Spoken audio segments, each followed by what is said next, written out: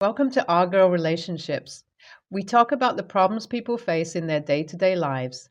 Let's start with the video. I'm a 35-year-old gym instructor and I've been married to my wife 7 years now. Before she came along, I had a long and very serious relationship with this girl named Sarah. Sarah and I had dated throughout college and were engaged for one whole year before she decided to move to England.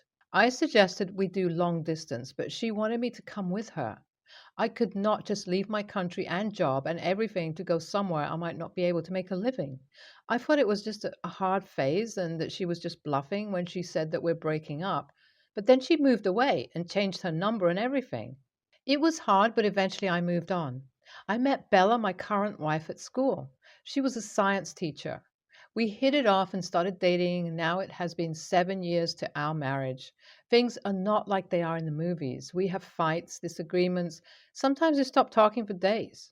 We also have a 3-year-old daughter. With both of us working, it becomes hard to take care of her too. So, a few days ago, this happened. My wife and I were having an argument.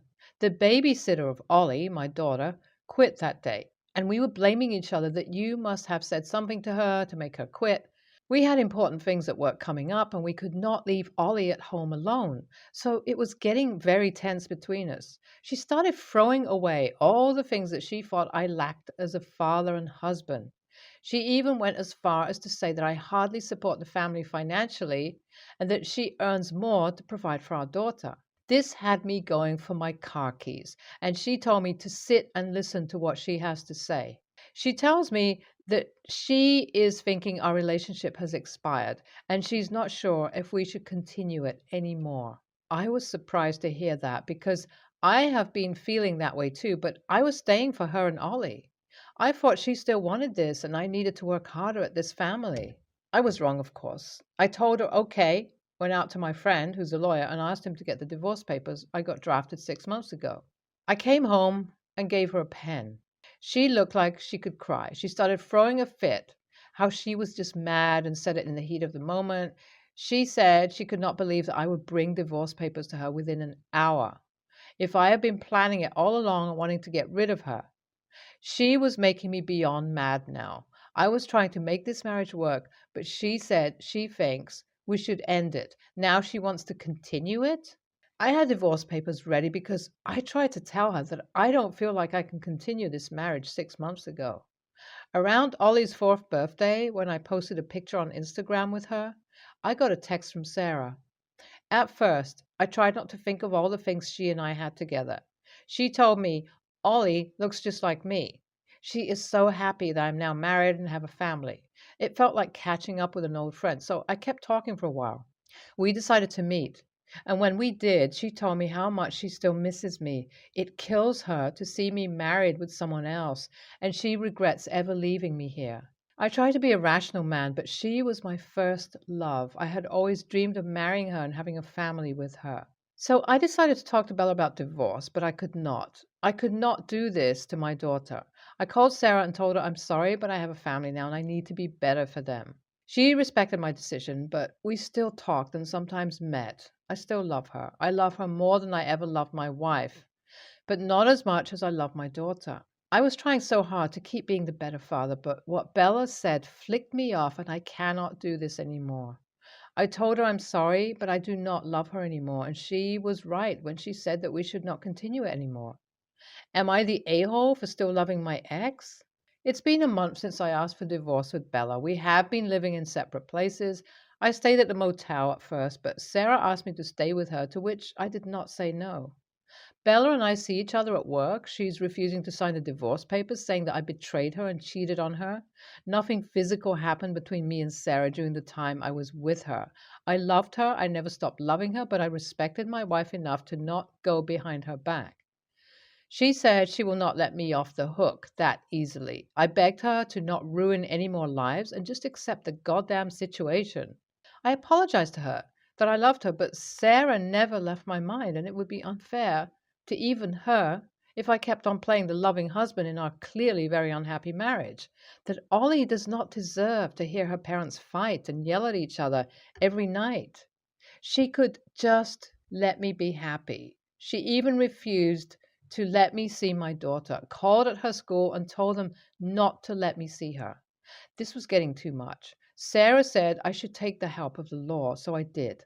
First, I filed for divorce. I thought that she would keep opposing to it, but it surprised me when she agreed for divorce. What she did not agree to, though, was my daughter's custody. She claimed I'm a cheater husband who is currently leaving her with a girl he cheated on her with, and she cannot let Ollie be in that kind of environment.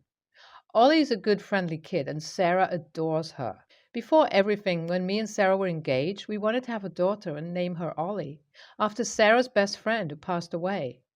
That is why I named my daughter Ollie. Bella, of course, did not know why. She also liked the name, so we stuck to it. The thing is, Sarah loves Ollie, and she would never, ever been bad to her. Ollie has a mother, so Sarah will not be a replacement of a mother to her, but is not a bad influence either, like Bella suggests. And Bella works full time at the school. So do I. Sarah works from home for her small craft business. It would be totally logical for me to have Ollie's custody. Bella is nowhere close to talk it out, and I want nothing more than to be with my daughter. Update from the last time, guys. Everything in my life has been going perfect. It's been 3 years. My daughter just turned 7, and we celebrated her birthday with all our family and friends and my wife, Sarah. I got Ollie's custody because it defiantly made more sense. Bella was bitter about it all for months until she could not hold back and started coming over to see Ollie. She hated Sarah at first, but slowly realized how amazing she was to Ollie and that she was not trying to replace her in her daughter's life. She became comfortable with Sarah enough to form a light, convenient friendship. About a year of that, and I asked Sarah to marry me. She immediately said yes, and we wasted no time this time. We got married within a month. It was nothing fancy, just a court marriage at my friend's office. Surprisingly, Bella was happy to know that and congratulated us both. She even offered to take Ollie on a vacation with her so we could go on a little honeymoon. She herself went on vacation for a week with Ollie. She needed some time with only her, and we could see it, so we did not oppose. Ollie missed being with her mother too, since she can only spend an hour or two with her during weekends. We had the best time together. When we came back, Bella told us about a guy she was seeing that she really liked, and she wanted to have Ollie meet him. They went on vacation together. I was a little mad at the fact that she took Ollie on a vacation with a guy that she just knew for a while. Ollie's 7, and I don't trust anybody with her, but at the same time, I was happy for her. She and I were never good enough for each other. We were good while dating, but she should never have gotten married. I have no regrets, though. I have a beautiful daughter with her, and I would not change it for anything in the world. Now she's been dating that guy for over 2 years, and she looks way happy than she ever was with me, and I'm way happy that I ever was with her. Sarah is expecting a child, and we both wish for a boy. I am so grateful for the people I have in my life and how things turned out. I just wanted to share my story out here so other people can know no matter how disastrous it gets, it can always calm down and become something you have wished for your entire life. I don't blame you for still being in love with Sarah. I have been through it, though I have never been married. I have never got over my ex and could never love girlfriends after her.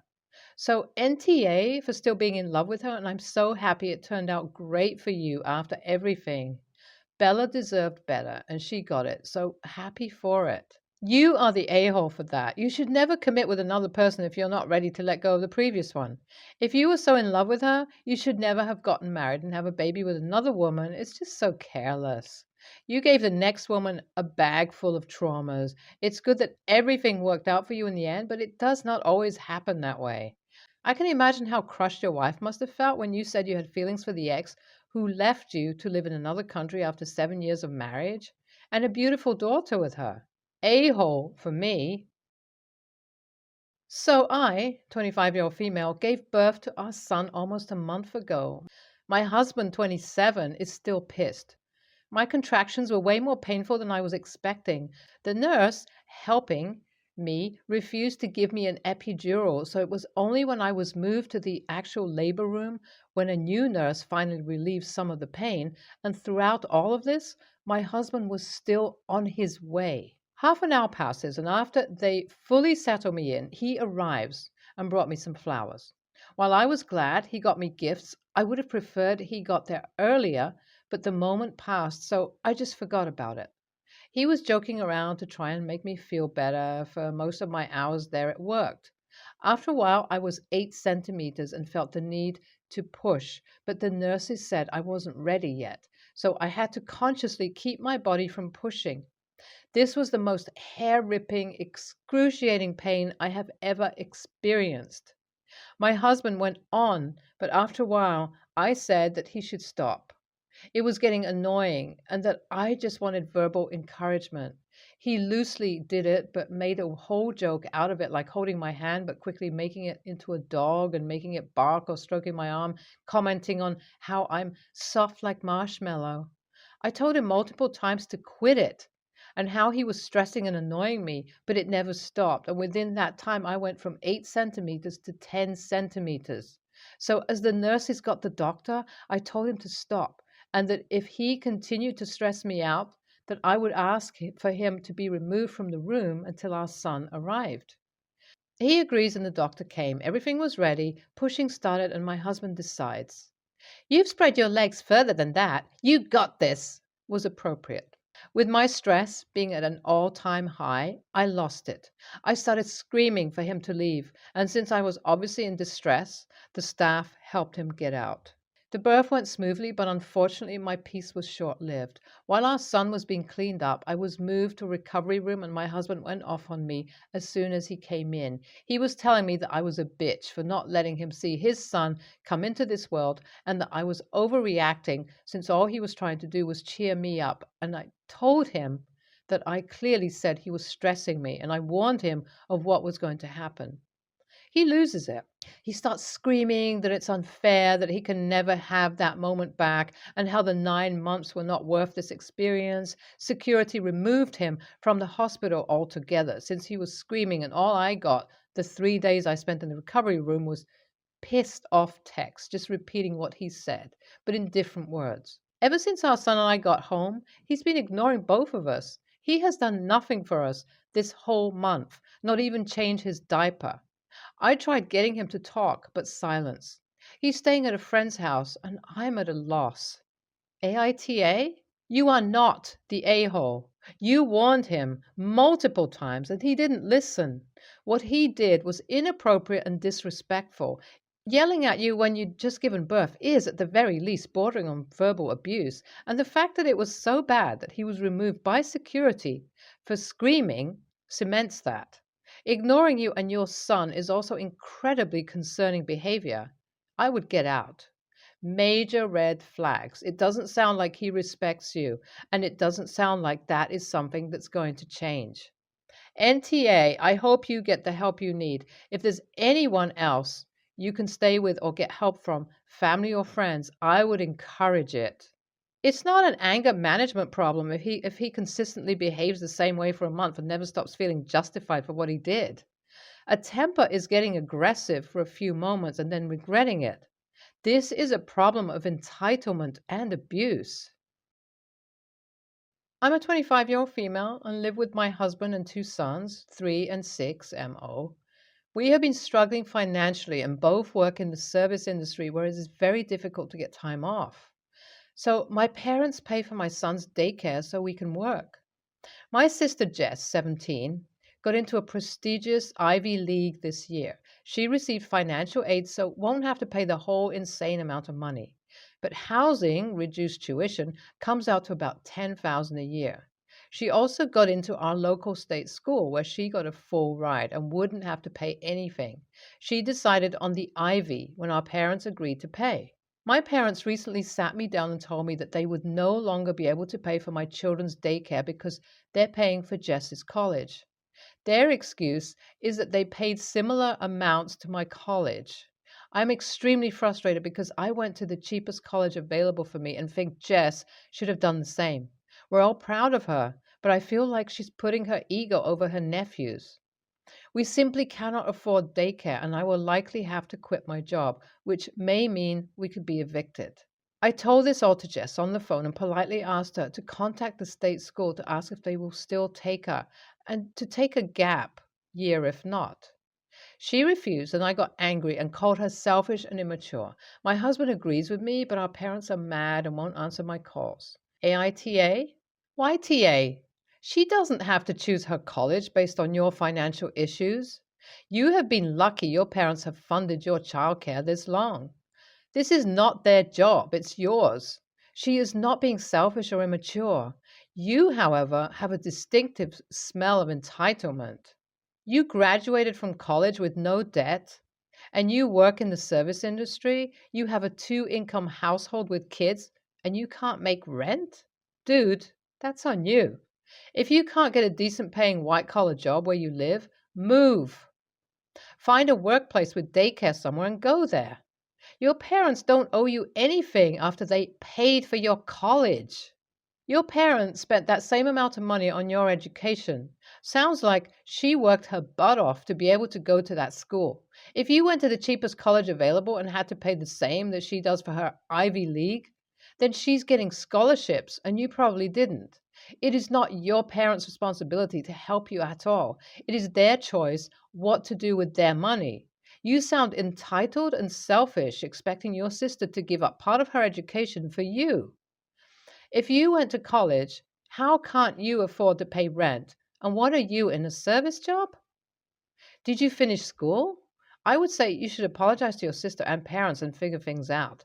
The government has plenty of ways they help people in your situation, from insurance to daycare. Also, daycare is expensive, so on top of your parents paying for your school, they also paid for your daycare? You're an adult. Act like it. This is a harsh reality, but it's a wake up call you need.